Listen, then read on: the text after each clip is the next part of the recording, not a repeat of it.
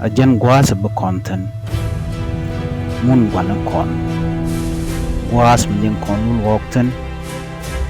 kata kon kel ke jemara dan tin ka kon kanok kon ka tega dit te tega pel rei duar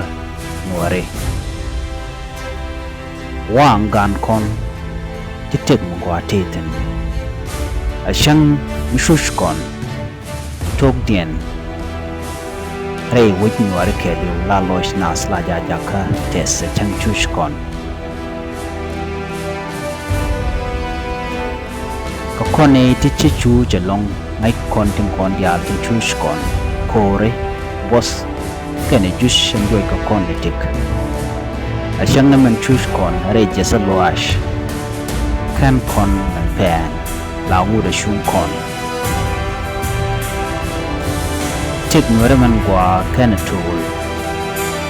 tik nuare man gwa jaten